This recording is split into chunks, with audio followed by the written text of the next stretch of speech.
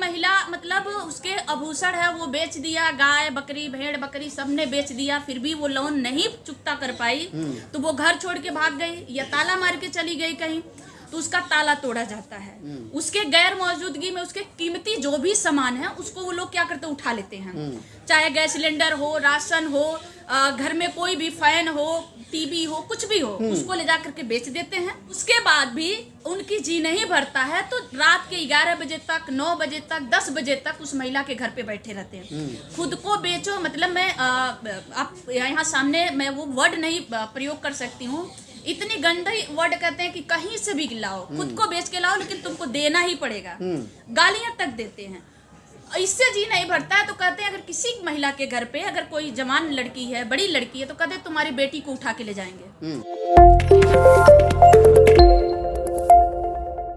नमस्कार, मैं राहुल नागपाल और आप देख रहे हैं सोशल मीडिया। मेरे साथ सीमा गौतम हैं और सीमा गौतम अम्बेडकर जन मोर्चा की राष्ट्रीय अध्यक्ष हैं। आप गोरखपुर से आई हैं और गोरखपुर में जिस प्रकार से बाबा आदित्यनाथ योगी की नगरी में SC, ST, OBC या गरीब लोगों का जो शोषण अत्याचार जारी है, उसी पर हम चर्चा करेंगे, क्योंकि अम्बेडकर जन मोर्चा के संरक्षक, उनके संस्थापक श्रवण कुमार निराला जी जेल में हैं। और क्यों जेल में हैं, क्या कारण है, बाबा आदित्यनाथ योगी की जो पुलिस है वो बार बार अम्बेडकर जन मोर्चा के तमाम पदाधिकारियों को क्यों पकड़ करके जेल में डाल देती है, आखिर पूरी वजह क्या है और पूरी कहानी क्या है, परत दर परत हमारे साथ सीमा गौतम है। सीमा जी, स्वागत है आपका।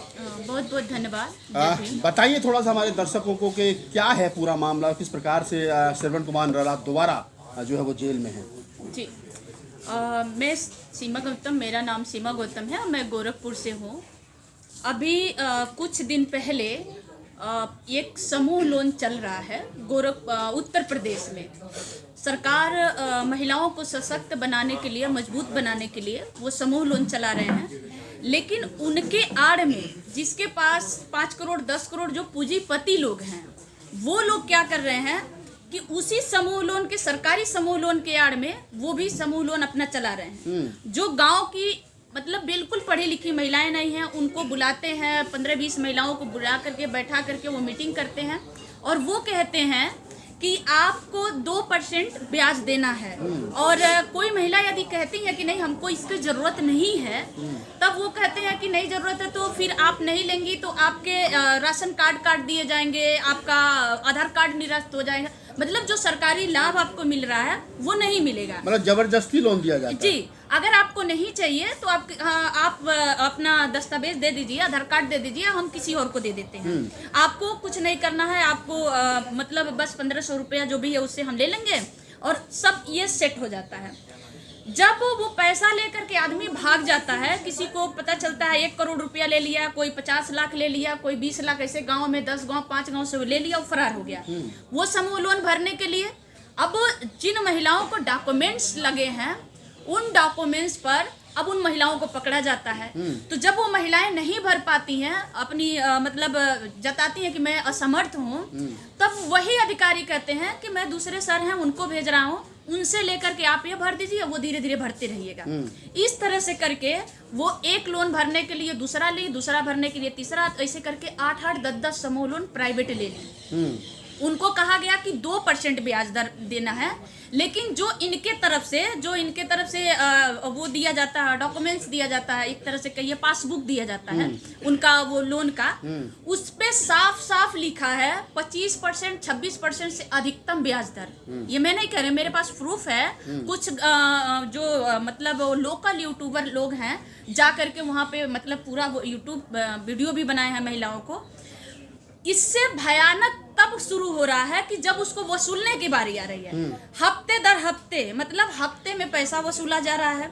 अगर कोई महिला मतलब उसके आभूषण है वो बेच दिया, गाय बकरी भेड़ बकरी सब ने बेच दिया, फिर भी वो लोन नहीं चुकता कर पाई, तो वो घर छोड़ के भाग गई या ताला मार के चली गई कहीं, तो उसका ताला तोड़ा जाता है। उसके गैर मौजूदगी में उसके कीमती जो भी सामान है उसको वो लोग क्या करते हैं, उठा लेते हैं। चाहे गैस सिलेंडर हो, राशन हो, घर में कोई भी फैन हो, टीवी हो, कुछ भी हो, उसको ले जा करके बेच देते हैं। ये मैं नहीं कह रही हूँ, ऐसे आपको सैकड़ों वीडियो मिलेंगे यूट्यूबरों के जो आपको मैं दे सकती हूँ।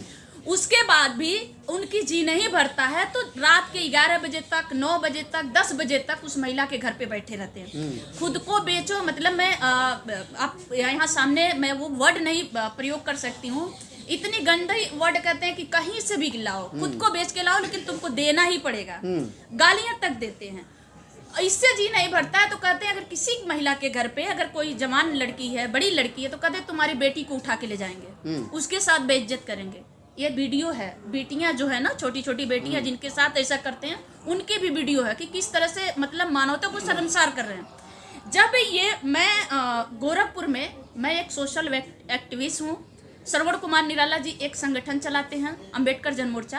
हम लोग पिछले बार से आंदोलन कर रहे हैं, गरीबों के मुद्दों पे आंदोलन कर रहे हैं। जब पिछले बार भी हमें जेल भेजा गया था झूठा आरोप लगा के कि गला दबाने की, कमिश्नर के नाजिर के गला दबाने की बात कही गई और हम लोगों पे झूठा आरोप लगाए गए।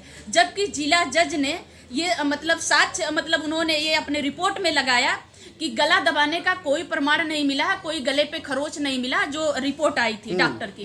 तो उन्होंने मतलब ये फर्जी मुकदमा बनाया। लेकिन हमें उस समय भी हमारे पत्रकार जो मतलब दलित पत्रकार थे, जो लेखक थे, जो सोशल एक्टिविस्ट थे, कुल मिलाकर 15-16 लोगों को जेल भेजा गया था, जो लगभग महीने दिन तक जेल में रहे झूठे एफआईआर में। इस बार भी हम 3 अक्टूबर को माननीय श्रवण कुमार निराला जी ने 3 अक्टूबर को जब ये सारी चीज़ें महिलाएं आकर हमारे ऑफिस में कहने लगी कि मेरे साथ गलत हो रहा है, हम लोग जहर खा लेंगे या अब नहीं कोई रास्ता है, तो हम लोगों ने लिखित, मैं लेकर के आई हूँ, हम लोगों ने 3 अक्टूबर को लिखित हम लोग राष्ट्रपति को, उत्तर प्रदेश मुख्यमंत्री को, गोरखपुर मंडल के मंडलायुक्त को, वहाँ के डीएम को, वहाँ के एसएसपी को, राष्ट्रपति को, प्रधानमंत्री को, महिला आयोग को हम लोगों ने लेटर लिखा और हमने जो महिलाओं बताएं कि ये कंपनी वाले हमको परेशान करते हैं, उनकी हम लोगों ने सारी लिस्टिंग किया कि मतलब ये लोग हैं, ये लोग इस तरह से कर रहे हैं, गलत कर रहे हैं। ये लेटर जैसे हम लोगों ने भेजा, उसके 2 दिन बाद मुझे जान से मारने की धमकी आई 2 नंबर से। उस नंबर को सहित हमने सुरक्षा की मांग किया। इन लोगों को लगा कि अब हम कुछ नहीं कर सकते। हम लोगों को बिल्कुल नहीं पता है कि हमारे नाम पर जा करके उन्होंने पैसा लिया कि नहीं लिया।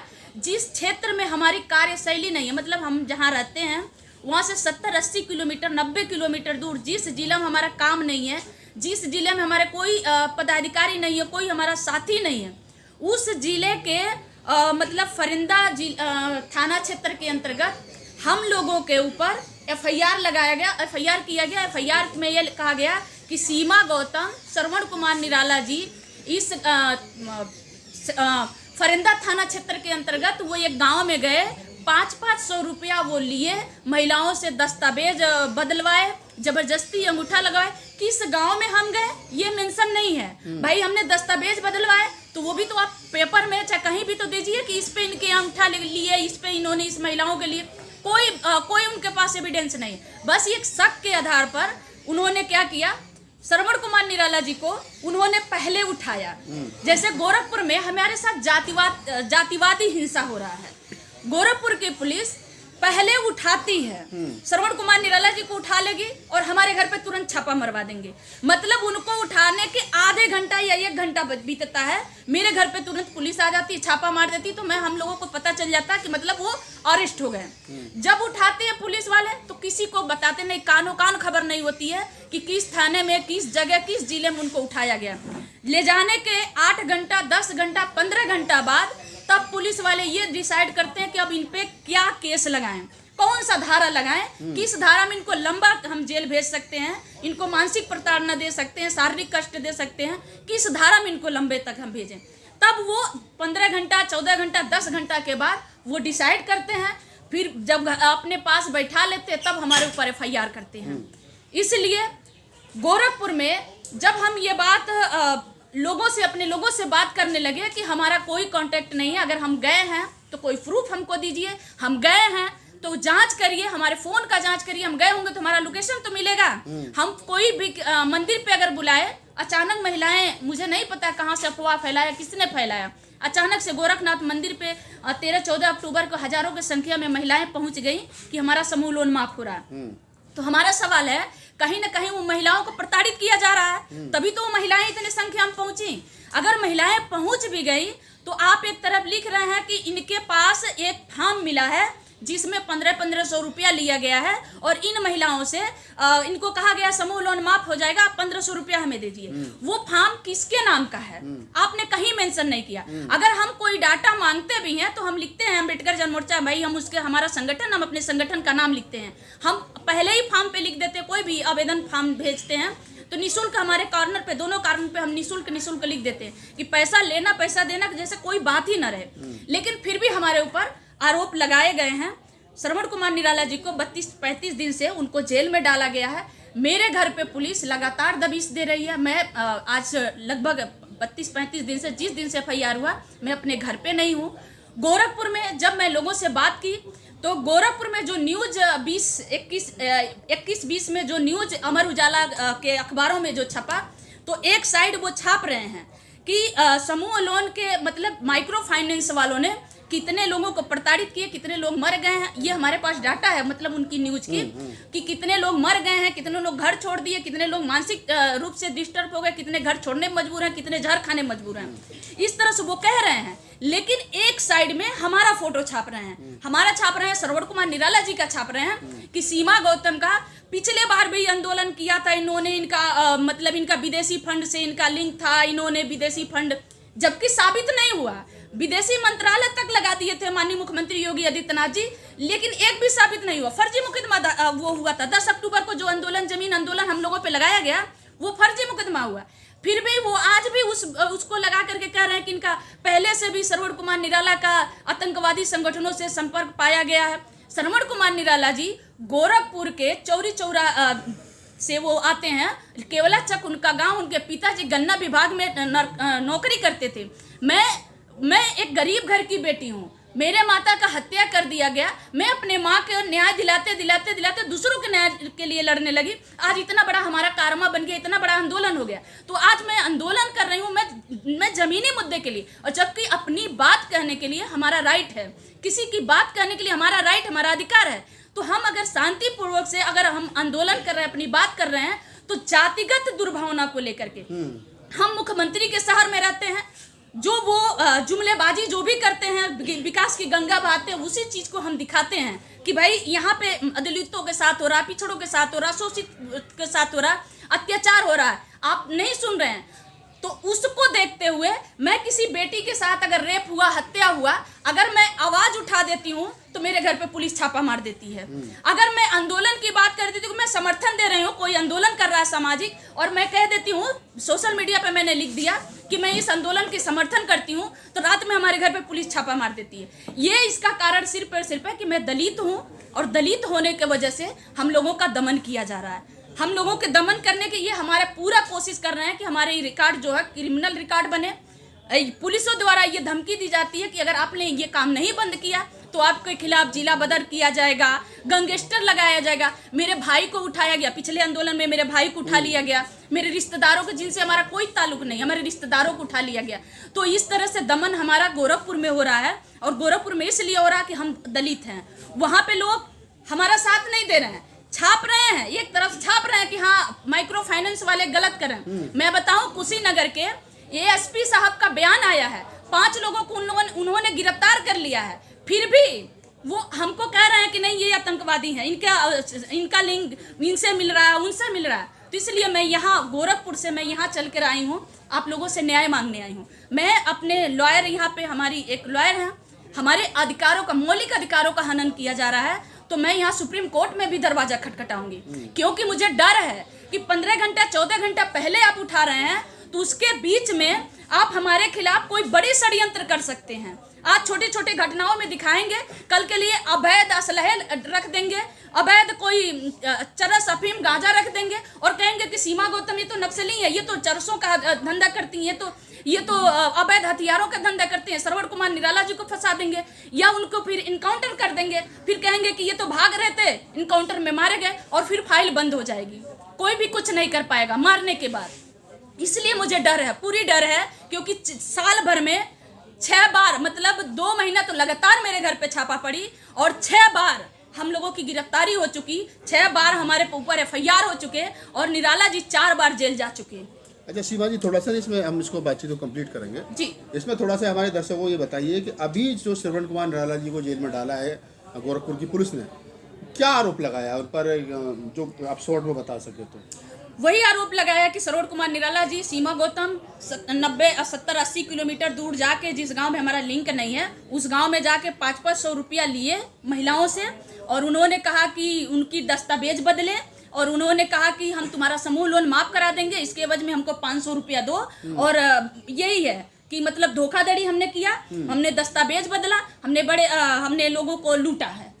अभी स्थानीय पुलिस या प्रशासन जो है वो जमानत को लेकर क्या कोर्ट भी गए हुए, कोर्ट क्या क्या कह रहा है? जिला जज ने ये कहते हुए उन्होंने खारिज कर दिया बेल कि ये कोर्ट, हाई कोर्ट जाइए, हमें ऊपर से दबाव है। देखिए वहाँ एक अजीब सी बात है कि अगर जब हम अधिकारियों से बात करते हैं, अगर अपनी राइट को रख करके बात करते हैं, तो कहते हैं मैं कुछ नहीं कर पाऊंगा, मेरी नौकरी की सवाल है, ऊपर से दबाव है। तो ऊपर से दबाव का मतलब आप समझ सकते हैं। हम वो सीधे एक बात में कह दे रहे हैं कि ऊपर से दबाव है, आप हाई कोर्ट चले जाइए। तो हम हाई कोर्ट में मतलब हमारे लोग हैं हाई कोर्ट में बेल उनके अप्लाई के लिए किए हैं, और हमारा तो वैसे भी खारिज होना है। पिछले बार 2 महीने के बाद हमको बेल मिली थी, तो इस बार तो हमें पूरा मेन आरोपी मुझे ही बनाया गया। उनके नज़र में हम ही समाज से पैसा खींच रहे थे, और श्रवण कुमार निराला जी सहयोगी हैं, वो पैसा भर रहे थे। तो वो पूरा मतलब हमारे ऊपर हम ही को आरोपी बना दिया गया। तो इस बार हम लोगों पे लूटने के जनता के, लेकिन किसको लूटे हैं, कौन लूटे हैं, किस गांव में लूटे, कोई प्रूफ नहीं है। FIR है, हम आपको दे सकते हैं। तो आप सीमा गौतम, जैसा मैंने इनके परिचय में बताया, आप अम्बेडकर जन मोर्चा की एक बड़ी जिम्मेदार पदाधिकारी हैं, और अम्बेडकर जन मोर्चा उत्तर प्रदेश का जो पूर्वांचल इलाका है, वहाँ गांव-गांव में गरीबों के लिए, शोषितों के लिए, पीड़ितों के लिए उनकी मुखर आवाज़ है। जिस प्रकार से उन्होंने अपनी पूरी दर्द भरी कहानी आपको बताई है और सुनाई है कि किस प्रकार से गरीबों का साथ चलते उन पर झूठे मुकदमे किए गए हैं, और पुलिस प्रशासन कहीं ना कहीं दबाव में है। तो आप समझ सकते हैं कि गरीब, शोषित, पीड़ित और दलितों का उत्तर प्रदेश के अंदर क्या हाल है, जहां ये कहा जाता है कि सबका साथ हो, सबका विकास हो। आपकी इस पूरी बातचीत के बारे में क्या प्रतिक्रिया हमें कमेंट सेक्शन में बताइए, और मुझे दीजिए इजाज़त। धन्यवाद।